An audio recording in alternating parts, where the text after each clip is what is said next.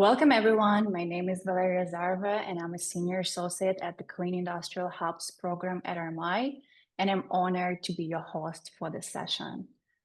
This webinar is co-hosted by RMI, the Mission Possible Partnership, and the Fair Derivative in partnership with the Bezos Earth Fund.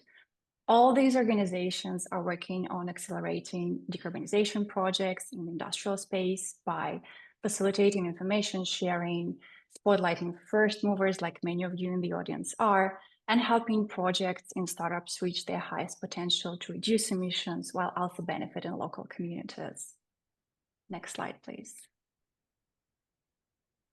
Today, we have an exciting lineup of topics and speakers, each covering different aspects of industrial decarbonization, from policy to community engagement and project finance. I will introduce the speakers throughout the webinar, and before I kick us off with a short welcome address, let me walk you through the agenda for today. Next slide, please. So today we'll hear from two companies, Mode and Antoro Energy, and each will share their experience in building innovative solutions and overcoming barriers in the space of hydrogen and industrial heat storage. These will be followed by 4 RMI tools aiming to help scale industrial decarb project, leverage RMI expertise in policy, project finance, community engagement, and startup space. And after that, we'll go into the Q&A segment. Next slide, please. Now, let me kick us off with a short introduction. Heavy industry and transport covering sectors such as cement, steel, chemicals, aviation, shipping, and trucking make up to 23% of US and 30% of global greenhouse gas emissions. Now, this means that in order to achieve the Paris climate goal and keep the temperatures below 1.5 degrees Celsius, we need a lot of industrial decarbonization projects to happen, and we need them to happen now. To be more precise, we need over 700 net zero industrial projects and 7 million zero emission trucks by 2030. Most of these projects will be concentrated in industrial hubs that have the right infrastructure to foster rapid growth. Next slide, please. To track industrial decarbonization progress, MPP and its partners, including RMI, developed the Global Project Tracker database. And what it does is collects information on the announced, reached FID, and operational industrial decarbonization projects across 7 sectors. And although hundreds of projects have been announced since 2022, and you can see this project map in here, and we're also dropping the link in the chat so you can play around with the database. And we can see hundreds of projects have been announced, but only about 10% of net zero plants are operational, and about 8% have secured final investment. Next slide, please. So the database that we've dropped in the chat also allows you to check the progress across the sectors and see how far along or how far away from the target we are. So feel free to use and play around with it a bit. Next slide, please. And so in order to accelerate this transition, we need to address the common barriers that are faced by project developers and startups. And while the industrial decarbonization is still loading, we hope that this webinar will provide insights for addressing challenges and highlight some of the existing solutions to boost industrial decarbonization and to help projects and startups to make another step on the way to green industrial transition. And with that, I am excited to introduce our first speaker from Mode. Mode is a clean hydrogen company based in California, and last year RMI and MPP worked together with Mode to identify federal and state grants available for green hydrogen. And so I welcome CEO and founder of Mode, Dr. Josh Stelarov. Prior to founding Mode, Josh spent 11 years at Lawrence Livermore National Lab as staff scientist, where he led projects in carbon capture, advanced manufacturing, and clean energy. He holds a PhD in engineering and public policy and civil environmental engineer from Carnegie Mellon University. Josh, the floor is yours. Thanks so much. I'm Josh. I'm the CEO of Mode. Go ahead to the next slide. I'll tell you briefly what we do. One more slide. So we turn woody waste into hydrogen and CO2 primarily for underground storage. So we use gasification and a bunch of other proven technologies that tied together in a new way can produce this carbon negative hydrogen. Go ahead, next slide. This is a rendering of where our first plant will be near Bakersfield in California. And you can see it's a pretty substantial facility. We make 60 tons a day of hydrogen, which is meaningful in clean hydrogen terms. We do 400,000 tons a year of carbon removal, which is a meaningful project in the carbon removal space. And it is also in the regime where you can do economic underground storage. What you're looking at there, this is an 80-acre plot. We've got a month worth of feedstock, and that's wood chips in rows there in the back. We can use a variety of feedstocks. In this region, you see there's a lot of agriculture. There's a lot of agricultural residues we can use, like nutshells, fruit pits, and rice straw. We can also use forest residues. And in California, that's a big deal because there's a lot of fire prevention that needs to be done, clearing brush and small trees. And we can use that material, also urban green waste. So this project is in a great place right now. We've got support from the California Hydrogen Hub. We've got off-takers for carbon removal and hydrogen. We completed our preliminary front-end engineering design, and we're in the space of ready to start front-end engineering design for this project. So as it says, operation in 28. Next slide, please. So we're talking today about the challenges to developing projects like these, and it may seem trite to say that the challenges are capital, but actually I think this is a really interesting place we're at, because I've been working in carbon capture mostly my whole career, 20 years, and most of that time the challenge has been policy, really. There were no incentives in place to do projects like these, but now there are, and that's really exciting. And there are also technologies, and that was a challenge for many years, that we didn't have the technologies to do clean hydrogen or carbon capture, but we have that now. And so for us, really what we see is capital challenges in a couple of categories right now, and most, I think for most companies and most projects, it's the development capital, it's the early stage stuff. And there's some regulatory uncertainty affecting that. There's the fact that we're using innovative technology that affects that. But this is a private capital challenge. And then on the project side, the larger amount of capital you need to build the project once you do the development. There's some market product timing in hydrogen. You can see this. Users of clean hydrogen and producers of clean hydrogen need to grow up together, and that has some issues. There's also, it takes a long time to permit, and that's especially an element in California. So happy to get into these in more detail, and look forward to your questions.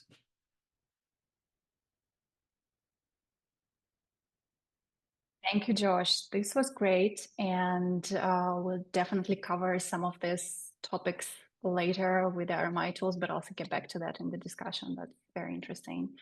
As our next speaker, I'm happy to introduce you Nihala Jain from Antora Energy, who are working to advance thermal batteries for zero-emission industrial heat. As Chief of Staff, Nihala leads fundraising and strategic growth at Antora. Prior to joining Antora, Nihala shaped climate strategy at the Bill and Melinda Gates Foundation, invested in early-stage climate technologies at Mission One Capital, and drove business development and operation at climate tech startups, including Form Energy and Pran. Nihali, the floor is yours. Amazing. Thanks everyone for joining. Super excited to share more about Antora Energy and some of the challenges we've faced and then overcome. Next slide. Just, briefly setting the background, we are a thermal battery storage company. We convert cheap wind and solar into reliable industrial energy. The important thing here is that we can do it cheaper than fossil fuels. Now, all of us understand that industrial emissions are, the industries are biggest sources of emissions in just around the globe. And right now, we are living in this unprecedented times where wind and solar are, cheaper than fossil fuels. But the barrier there is intermittency, which is how do you make sure that you can convert this wind and solar energy, which is, which fluctuates quite a lot, into something that's stable 24/7 and reliable.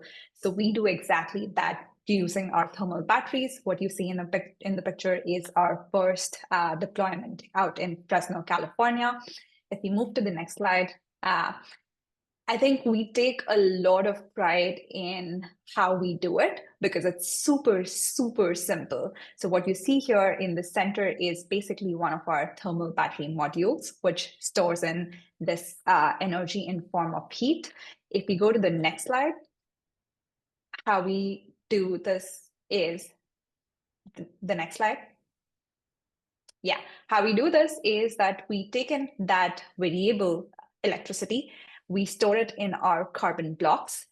We can charge our systems 3x, 3 times faster than discharging it, which means that we can soak in this electricity when the power prices are cheapest and when there is access wind and solar on the grid, which is not really needed because the demand is low.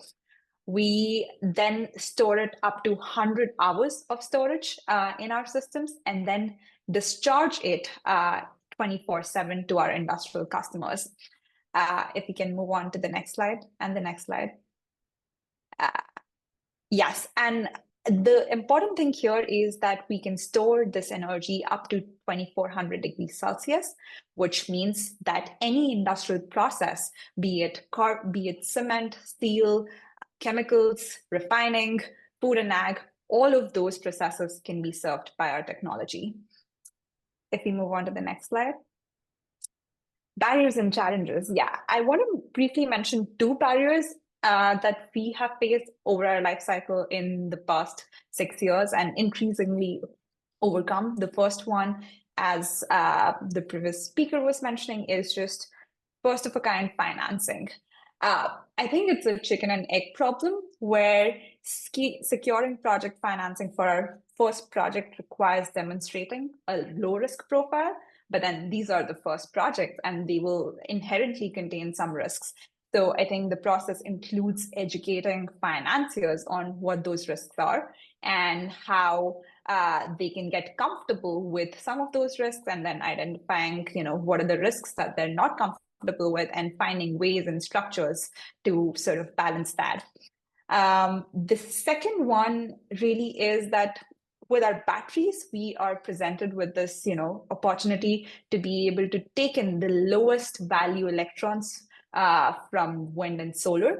But then we are more and more challenged by how do we access these electrons, because our traditional grids were based on fossil fuels and all our rate structures and policy frameworks really are built around fossil fuels. So how do we work with the local, state, and federal policymakers and utilities to sort of work around some of these barriers and work around some of these traditional rate structures and market structures to access this wind and solar, when it's not really needed by anyone else at the grid. Happy to talk more and brainstorm really with this group on how do we navigate and work through some of these barriers and challenges. Thank you, Nihalia. Thank you so much for sharing that. I'm sure we'll come back to those in a moment. And in the next part of our webinar, we will learn about 4 tools and resources that can help overcome some of the discussed challenges already. And I'm delighted to introduce you our next speaker, Jane Sadler. Jane is a senior associate at the Clean Industrial Policy Team within the US program. She works primarily in heavy industries, including hydrogen, shipping, aviation, trucking, cement, steel, and carbon management. Prior to joining RMI, she worked in California politics, including 2 years as a special assistant to the Office of Governor Gavin Newsom. Jane, the floor is yours. Yeah, hi everyone. Thanks so much for coming today. I'm excited to present on the first of our tools to address some of these challenges we just heard about. You can move to the next slide. So I'm not going to blow anyone's mind by saying that in the past 4 years, we have seen a historic investment in industrial decarbonization. There is money flowing from the federal government into many of these heavy sectors. in the forms of grants, loans, tax credits, lots of different forms of investment. These two graphs are just ways of showing how enormous this investment is. So on the left-hand side, you can see the way the Inflation Reduction Act, the Infrastructure Investment and Jobs Act, CHIPS and Science Act stack on top of those typical agency spending and tax expenditures that we already see to create a huge investment in climate spending. On the right-hand side, you'll see that this makes the United States one of the largest investors in clean energy spending, both nearly one of the largest as a share of GDP and also as spending per capita, and definitely the largest in total spending. So you can move to the next slide. RMI has spent a lot of time in the last couple of years slicing and dicing this information, all this money that's flowing in. This is just a screen grab of some of the resources that RMI has published, analyzing the way this money is going to flow into the industrial sector. We have it, by tax credit. We have analyses on stacking. We have it by state and by sector. So I recommend you click through the RMI website to look at some of those things. But what we found is a lot of times, especially smaller companies, don't have the time to parse through all this data. And so that's where this first tool that we call DIRT comes in. You can go to the next slide. DIRT stands for the Decarbonizing Industry Resource Tool. It's an interactive online lookup tool. It is meant to help companies and stakeholders identify industrial decarbonization incentives, both at the state and the federal level. You can see on the left-hand side, we right now have 10 states plus federal in terms of the geographic scope. And on the right side of that, you'll see we have 9 industries that we've analyzed. And so now I'm going to give a quick tutorial on how to use DIRT, though I think it might be intuitive for anyone who's worked with a database before. So I'm going to share my screen really quickly, and we will go through what this would look like if you were using DIRT to identify incentives. So here we are, we're on the RMI website. It is housed in our industrial work area of the website. And you can, read a little bit about this tool's background, why we created it, but let's get down to DIRT itself. So this is going to be pretty intuitive. I'm going to pretend like I am a trucking company from Texas trying to figure out what incentives there are for purchasing zero-emission trucks. I'll go over to the right-hand side and use these drop-down menus to filter all the incentives that we have in this database. So like I said, let's say I'm a trucking company, select that, and you'll see that this is going to start filtering as I enter these parameters. I'm going to look for a competitive grant that I would have to apply for. And then the project phase is the final one since I'm actually purchasing my electric vehicles. And then lastly, the location. So let's say I'm interested in all US states, which would be federal incentives, as well as those that are in Texas. And you'll see that we have now filtered down to a series of incentives that I might qualify for. You can see more, it's going to go down for a while. Like I said, there's lots of money flowing in here. And I'm going to select one I'm interested in, see the title card. It'll give me the basic details of the grant program. If this seems like it's going to work for me, I'll select learn more, and it'll take me to that grant website where they are now accepting applications. And this is just a quick way. It's sort of like that first machete slash of the forest of incentives that you are probably parsing through right now. And hopefully it will create a quicker way of identifying these both state level and federal level incentives. We regularly update this, so we try to keep it up to date, but you might find one that is run out of funds or the deadline is just passed. So if you find that, just keep clicking. I'm sure there will be some in there that will apply. And with that, I'm going to pass it to our other presenters. Thanks so much. Thank you, Jane. And we'll keep us on the topic of flowing money, and we'll switch to Shravan, who is going to talk about the role of project finance in enabling industrial decarbonization. Shravan is a manager within RMI's climate finance program. His areas of focus are coal to renewable transition, decarbonizing heavy industries, and blended finance. And prior to joining RMI, Shravan was a reporter with Power Finance and Risk in New York. covering renewable energy project finance across the Americas, and he holds a master's degree from Yale University Jackson's Institute for Global Affairs. Shravan, the floor is all yours. Thanks so much, and hi everyone. My name is Shravan Bhatt. I work for RMI's climate finance team here in New York City. And really my job is to try and help get investment into ambitious, credible industrial decarbonization projects as efficiently as we can. If you can go to the next slide, please. I'm going to explain kind of how we try to do this. So we've been at this for about the last year and a half. And we see ourselves as an impartial feedback loop of information between project developers and financial institutions, particularly private banks. And so we do convenings, we do very niche roundtables where we take those learnings and share them back with regulators or with investment banks. And then most recently, we did this hydrogen project finance roadshow, which I'm going to speak about for a minute, and you'll see how that feeds into this industrial investor database that I'm going to demo to you at the end. If you can go to the next slide, please. So we spent about 2 weeks going door to door here in Manhattan to the global banks and really asking them, what kinds of hydrogen deals are you seeing coming across your desks? What do you like about them, and what's still not really there yet? And there were 5 key themes that came out.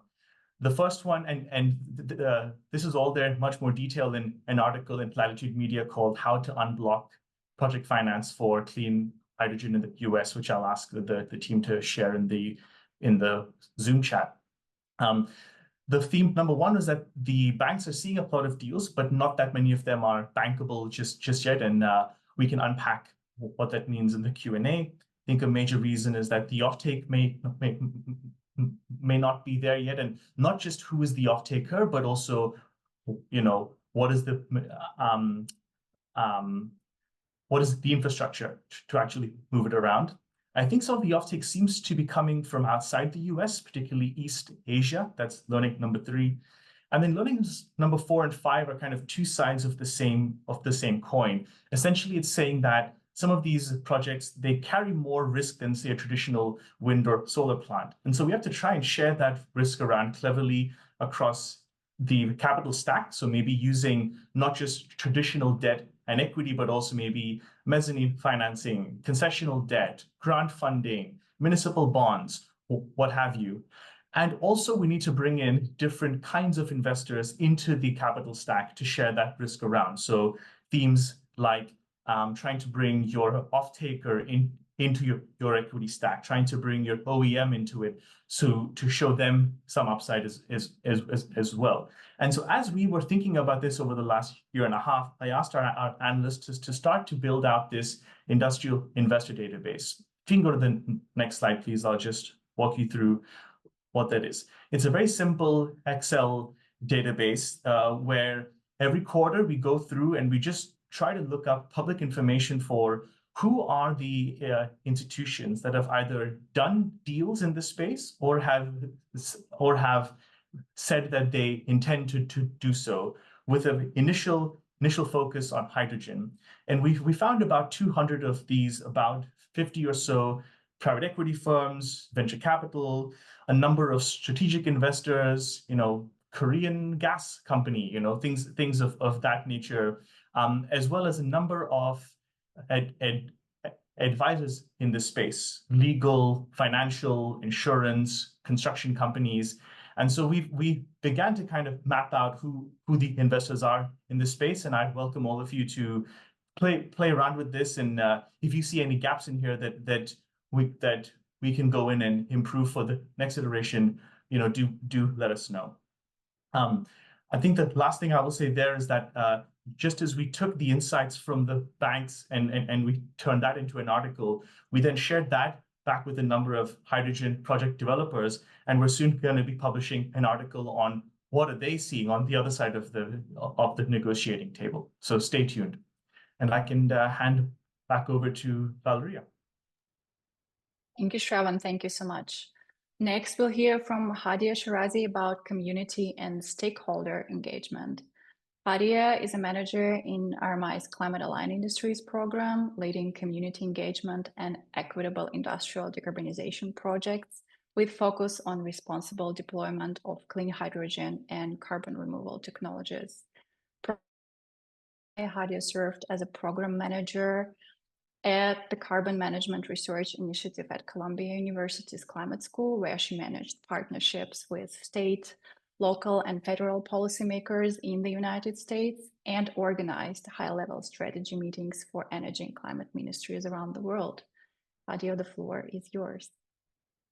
Thank you so much, Valeria. Good morning, good afternoon, everyone. I'm very pleased to have this opportunity to talk to you about SAM, which is a first of its kind stakeholder analysis and mapping tool for all of the many first of a kind and nth of a kind clean energy and infrastructure projects that are underway all around the United States and the world. So SAM was formally launched on August 21st of this year, and it is an innovative, user-friendly, interactive, web-based stakeholder analysis and mapping tool. It was designed specifically to support subjective analysis of local power dynamics and interrelationships between all the varying stakeholders and ecosystem partners that are involved in every single project landscape. I want to start out by acknowledging the hard work and contributions of our brilliant colleagues in RMI's creative, influence, and comms teams who have been fantastic collaborators on this tool, and to thank the Earth Fund, Mission Possible Partnership, and Breakthrough for their partnership on this critical work. Next slide, please. So SAM's story begins back in 2021, when the Biden-Harris administration issued Executive Order 14,008, which established the landmark Justice 40 Initiative, or J40 Initiative, with the goal that there were 40% of overall benefits of certain federal investments in climate change, clean energy, sustainable housing, clean transit, training and workforce development, remediation and reduction of legacy pollution, and the development of clean water and wastewater infrastructure must flow to disadvantaged communities. We have around 27,200 plus disadvantaged communities in the United States that are home to 109 million people living in this country. So since then, hundreds of additional federally funded programs in over 20 federal agencies have required two things: inclusive, meaningful engagement with communities and labor, that then leads to the co-creation of holistic and responsive community benefit plans for projects under the Bipartisan Infrastructure Law, Inflation Reduction Act, as well as funding through the Loans Programs Office, all under the Department of Energy, for example. So naturally, you can ask, why stakeholder identification, analysis, and mapping important? To be able to do the inclusive, meaningful two-way community engagement, to be able to get to those responsive and meaningful community benefits that will then ideally, hopefully lead to a binding agreement between communities and project developers. Both of those things are heavily dependent on having done comprehensive stakeholder identification of all the possible stakeholders that are presently or could be in the future impacted by a project across its entire life cycle, which could be many decades. And that involves in understanding the interrelationships and the local power-based, local place-based power dynamics that exist in all communities and all projects. And so this gap really stood out to me back in 2022 when I'd first begun working on the Northeast Hydrogen Hub, which was a 7-state partnership led by New York. And when you think about managing all the stakeholders across 7 states, 140 counties that are home to nearly 42 million people, it was very clear that trying to update massive spreadsheets was not going to be ideal or effective. Commercial stakeholder mapping tools were just not tailored for the unique needs of being able to analyze and map the types of relationships or stakeholders in clean energy and infrastructure projects, or looking at specific types of groups that the Department of Energy, for instance, is interested in, like fence line groups and regulators and utilities. And this was a common recurring theme in my conversation with all the project developers that I was engaging with, but also with state and federal policymakers, community-based organizations, investors, and others. So next slide, please. I formally built SAM in the fall of 2023 in response to this need and a replacement for this traditional manual, very time-consuming, often tedious way of doing stakeholder identification, analysis, and mapping, which are the 3 critical elements of effective stakeholder management. Next slide, please. So for those of us who may have joined us for the launch of our flagship report, you would have seen a sneak peek of the tool in development on the right-hand side. Actually, can we go to the previous slide for a quick second? I did want to flag that the end result of the stakeholder mapping tool would look like the diagram that you see on the right, which is basically identification, analysis of high, medium, and low power based on the local context, and then also understanding how each unique stakeholder is relating to every single other stakeholder in the project's landscape. So now going back to the next slide, what was really fascinating is since we've launched the tool, we've had about 600 unique users. Sam has had over 1,200 views, and we've been collecting feedback internally within RMI, and then also externally with a special focus on the very specific types of users, which is a list that I will show you at the very end, to get feedback on how to continually improve the tool. Next slide, please. So what I want to do is highlight a few unique things. SAM will allow you to, at the moment, map about 46 unique types of the most common stakeholder categories, right? And then there's a write-in option where you can create your own, because certainly there are more than 46 types of stakeholders. You have the ability to name the stakeholders, either people's names, department names, or organizations. And the best part is you can edit your entries at any time. The next version of the next upgrade to SAM will essentially enable you to be able to upload multiple stakeholders in one go using what I'm calling SID, Stakeholder Identification Spreadsheet. And then very quickly, in terms of the analysis and mapping, what's really unique is that you will be able to see a tally at the bottom for the number of alliances and conflicts. And a future version will allow you to save your project stakeholder map and see how it evolves over time. And then the very next slide, please, will show you all of the many stakeholders that have not only reached out and expressed interest and are interested in using SAM, but that SAM is relevant for. We encourage you to continue using the tool, reach out for partnership and collaboration, and really happy mapping. So thank you very much, and back to you, Valeria. Thank you, Hadia. So now we've covered policy, public funding, project finance, and community engagement. And now we'll hear from Anna-Sophia Mifsud about the third derivative, a climate tech accelerator program that is specifically targeting early stage startups. Anna-Sophia is a manager at the third derivative, where she works to help early stage climate tech startups to commercialize their technology. Her focus includes developing cohorts for hard-to-abate industrial sectors, including concrete, steel, and chemicals. Anna-Sophia, the floor is yours. Yeah, thanks so much, Valeria. It's great to be here with all of you. As Valeria mentioned, my name is Anna-Sophia. I lead our innovations portfolio related to industry at Third Derivative. For those of you less familiar with Third Derivative, we are RMI's global innovation engine, dedicated to tackling climate change by supporting startups that are deploying critical climate innovations. And if you go to the next slide, you'll see that the reason we are focused on early stage innovation is because we know that in order to meet our long-term net zero goals, there are additional innovations that we need in order to meet these emission reductions.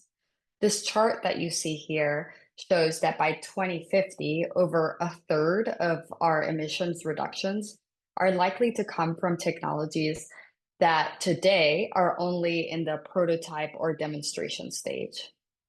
What this means is that for us to meet our climate goals, we need to commercialize and deploy these early stage innovations faster than we have in the past.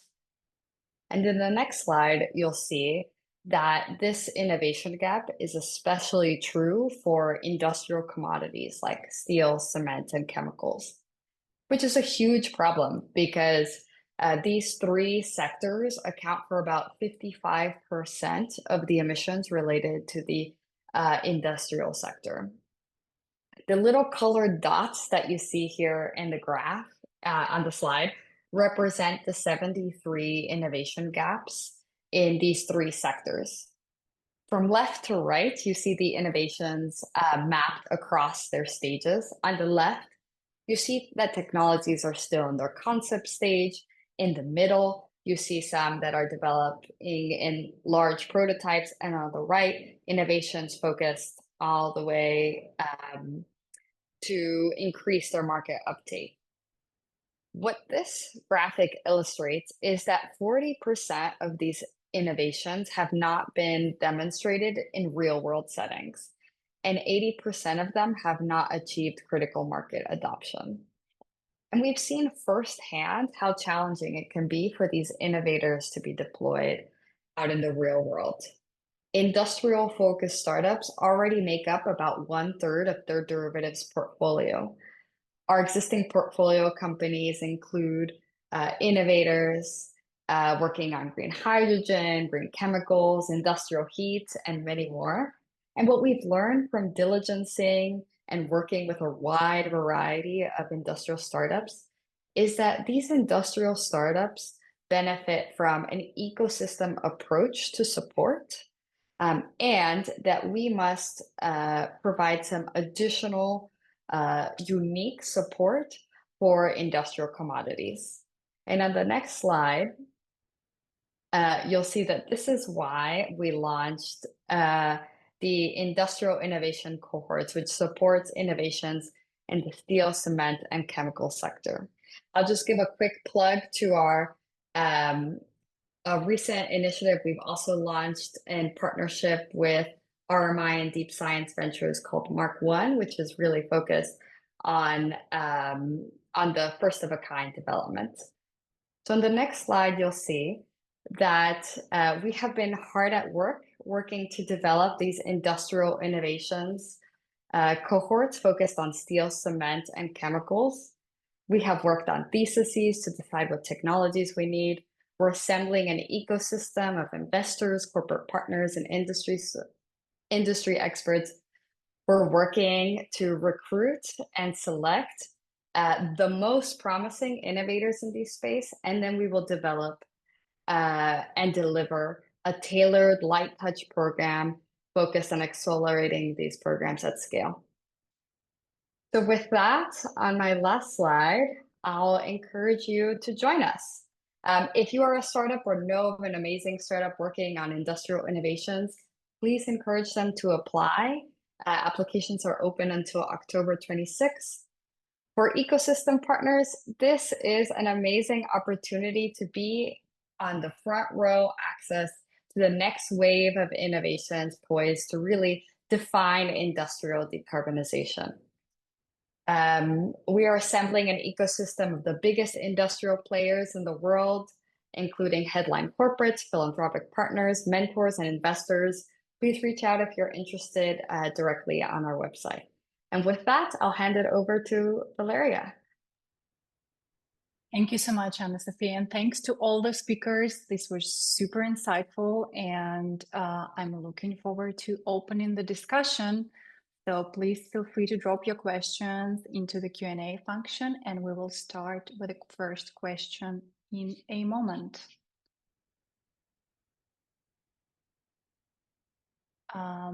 So the first question, and I think we can stop sharing the screen. Thank you so much. So Josh and Nehali both spoke about financing a significant barrier. So let's dig into it. And I was hoping for that question. Shravan, what innovative financing models or mechanisms do you see emerging that can accelerate investment in industrial decarbonization, especially for hard-to-abate sectors? Yeah, I can start, and then I'd love to hear from what Nehali and Josh are also seeing.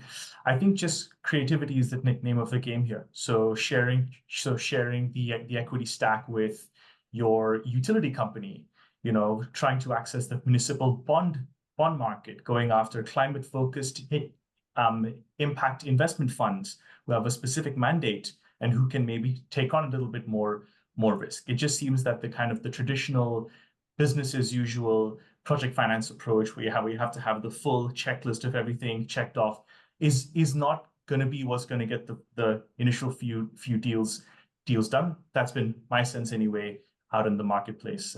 Would love to hear if Nehali and Josh have any views on that. Yeah, I think one thing that really resonated was your comment around getting these financiers involved across the capital stack.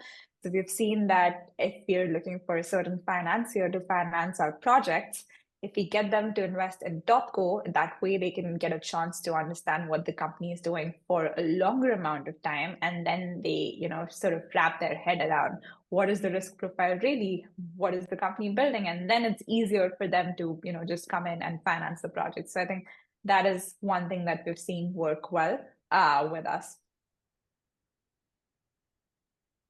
Yeah, we definitely need more investors who are willing to come in earlier in projects, and the rewards for doing that are incredible. I mean, the amount of funding and incentives and new market growth that is on the table for the investors who are willing to get outside of their box that way is really rewarding. But at the moment, there aren't many who are thinking that far ahead. So that remains a big challenge. The getting investors interested at the early stage of the projects, I think, remains the hardest step for most companies and most projects.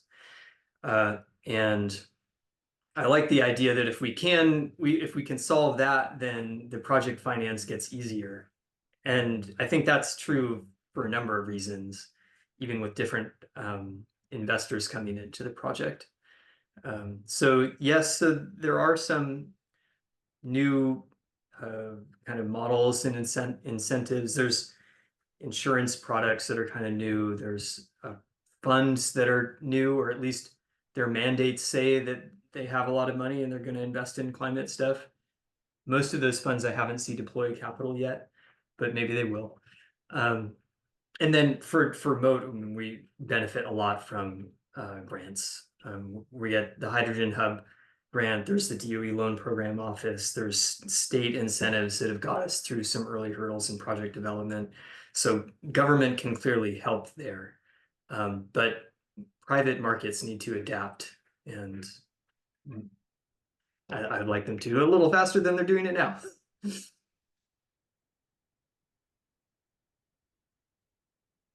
Thank you so much for sharing that. And in order to open the floor to other panelists and speakers, a follow-up question building on this one is, how do you guys think cross-sector collaboration between all the stakeholders that are required for industrial decarb to work, like policymakers, financial institutions, communities, how can this cross-sectoral collaboration help address the financial barriers to decarbonization that exist?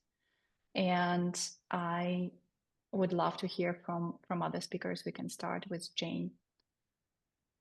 Yeah, I mean, Shravan's talked a little bit about how he brings together policymakers and those who are often seeking these incentives. That kind of work is super important to this. Just having policymakers hear firsthand what on the ground is needed, what kind of investments are needed. I think I saw a question around permitting. That's coming up a ton, and a lot of that work is just sharing with policymakers where the actual problems are on the ground. And so that can only come about from, the cross-sectoral collaboration from these types of meetings. Same goes, and I'm sure Hadia would agree, with community engagement. These kinds of things can only happen in open, shared roundtables where the companies, the policymakers, the local authority having jurisdictions, and the communities are speaking freely.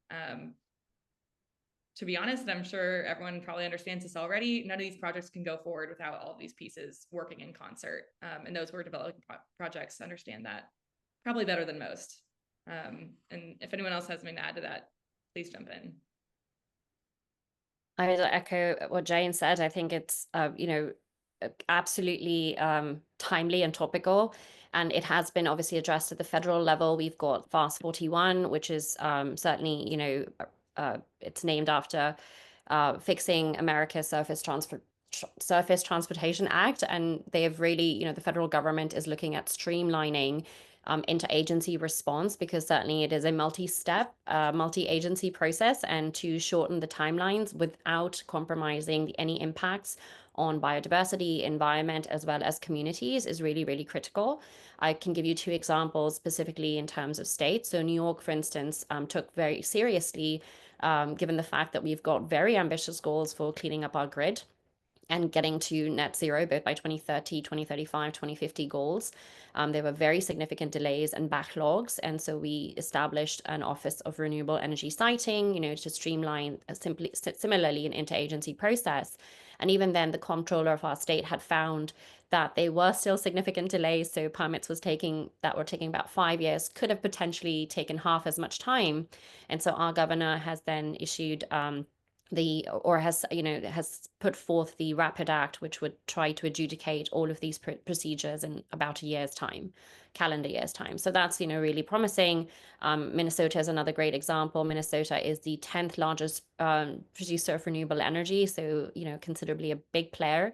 And the governor recently signed legislation that will shave off about 18 months from the permitting process, again, without compromising any environmental guardrails or any adverse impacts for community.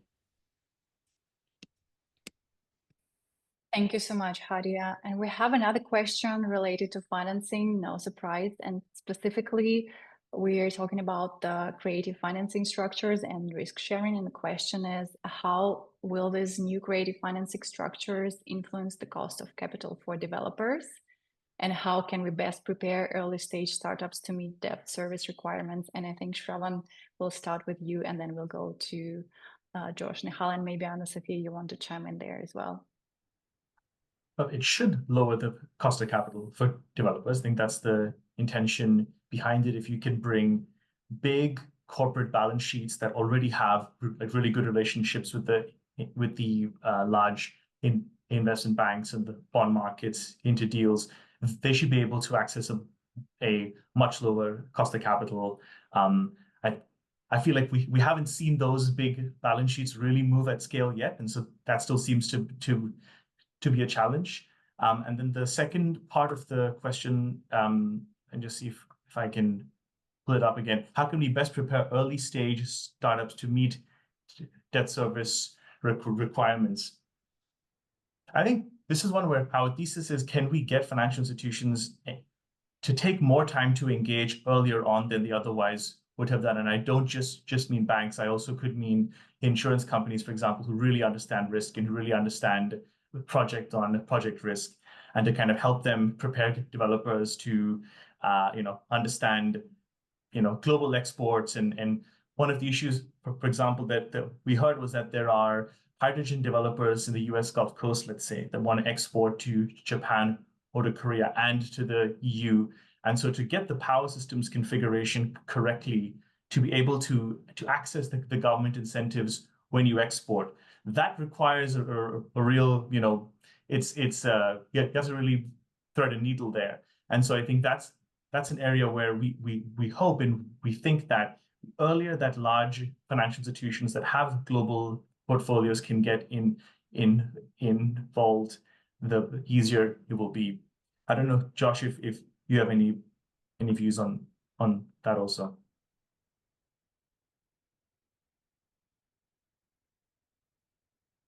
I don't expect the cost of capital is going to get cheaper for startups. But actually, it's not that important, because the incentives are strong enough, at least in many cases for many projects, that the returns are not the limiting thing.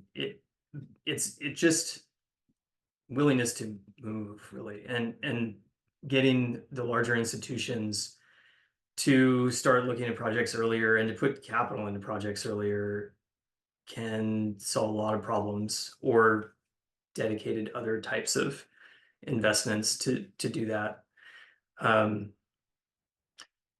Yeah, I mean, the thing that will reduce costs for everyone is if we start this now and then keep doing it. And we have all the tools, except in a few cases, some sticky financing hurdles. Yeah, I might just quickly add that what we're hearing from a lot of startups is, especially those that work in industrial commodities, is that it is very valuable to develop long-term relationships with corporates. But startups struggle to make those connections with corporates. And corporates have a hard time knowing how to engage with earlier stage startups that aren't ready to deploy or pilot innovations with them. So I think that's where players like RMI can be really, and their derivative can be really useful at facilitating some of these earlier interactions that can develop into longer term relationships. Because one of the things that will be really helpful in supporting good access to finance is offtake interest and offtake agreements. And many of those for these technologies are coming directly from corporates. So I think that's a really key piece of the puzzle that early stage startups and even major corporations are still figuring out how to navigate. Thank you so much. Now let's turn to the role of policy and public incentives to drive down the cost. Jane, can you speak to what degree are you seeing across states and that happening across states? And is there a way to compare the different state incentives in the DIRT tool? Yeah, definitely. I think it's really exciting what we're seeing happening across the states. Many of the states are sort of rising to meet the challenge of the IRA and the Inflation or the Infrastructure Investment and Jobs Act, EJA. I think, you know, depending on the state, they have different preferences on how they are going to incentivize preferred actions within their borders. Certain states, you see a lot more grant programs and tax credits. Other states, you know, we're seeing permitting reforms, things like that. And you can probably imagine which states are pursuing which. I will say that there is a really interesting rise in programs in states where, you know, all this money is flowing from the federal level and states want to see that money get taken up within their state borders. And so there are more and more programs that actually will help a company that has gotten a federal, you know, grant or tax credit. If there's a cost share, the state will actually come in and help cover the cost share on the company's part to match the federal investment. And this is just one way that states are working right now to bring those IRA dollars in their bounds. Other states have programs at their, you know, top permitting agencies that will help you get your steel on the ground faster if you have a deadline to meet for these types of federal programs.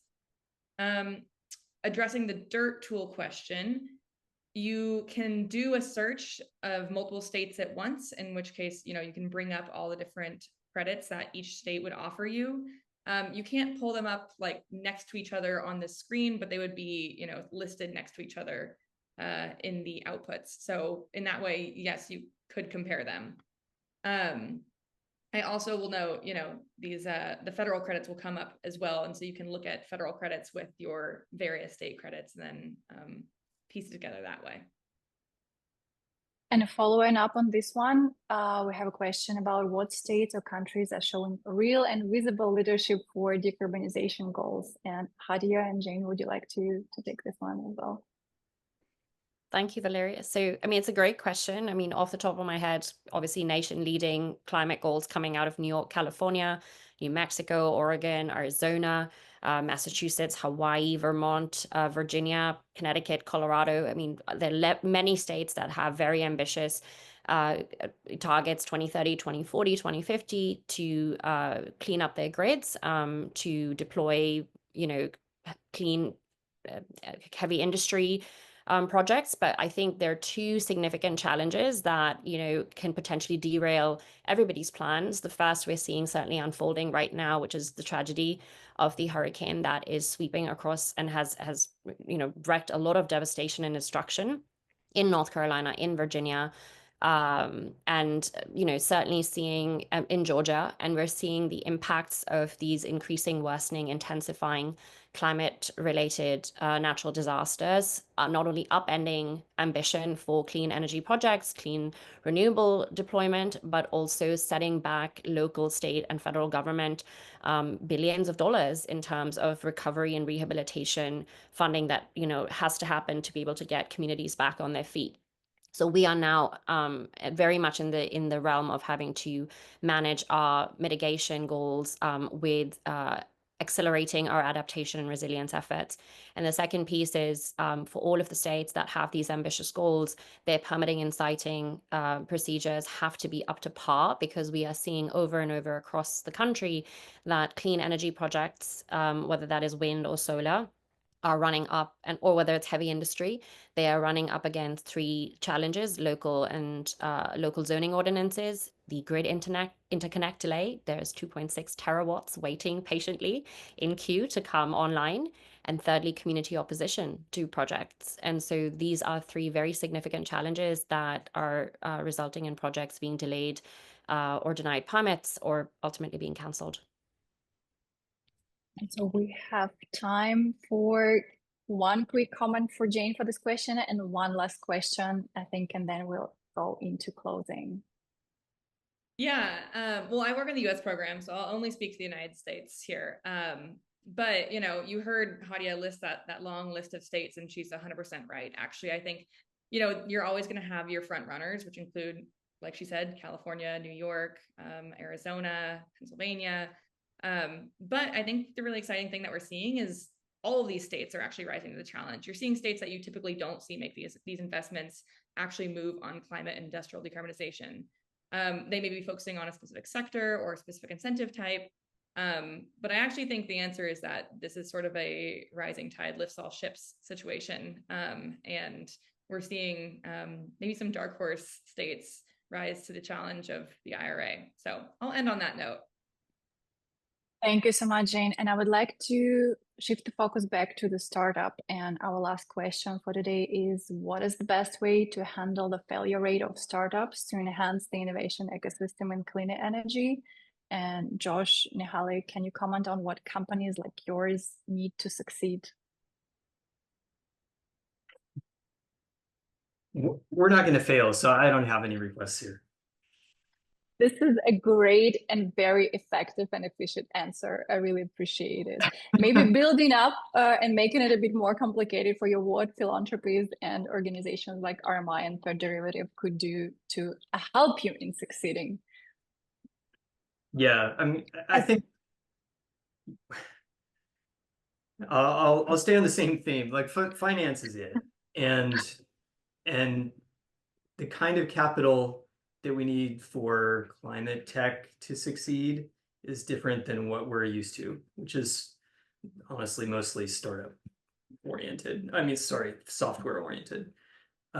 So yeah, we need vehicles and investors who are willing to think hard about technologies that do things in the real world, and who are not afraid of capital, because there is like an extreme allergy of the traditional venture investors to projects that require capital.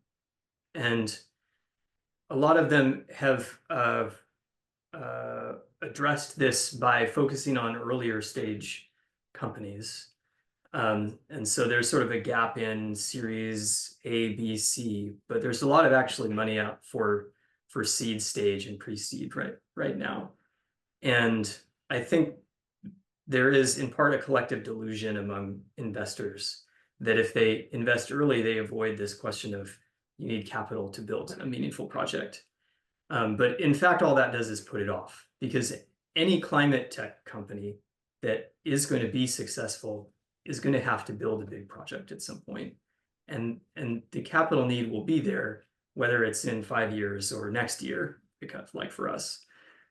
So there is a collective new understanding, or maybe just a reshuffling of who owns and runs capital to make this next wave of investment that it is really not software.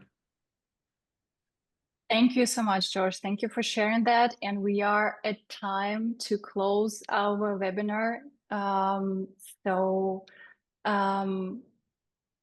I am very happy and I'm thrilled to have shared this work with you. I'm very grateful for the speakers and for the audience who have joined us today. We have been recording the session. We haven't managed to answer, I think, even 5%, if I'm seeing it correctly, of the questions that were asked. So it means that we'll continue this conversation, and stay tuned for the next webinars and more insights that we'll be sharing throughout the year and the upcoming years within the RMI. And today we've heard from 6 amazing speakers, each talking about the challenges, but also presenting the solutions to the industrial decarbonizations. And we've uncovered some of the current trends and touched on the important issues that would hopefully help to blow the industrial decarb a bit further. And thank you again for joining us today and have a wonderful day.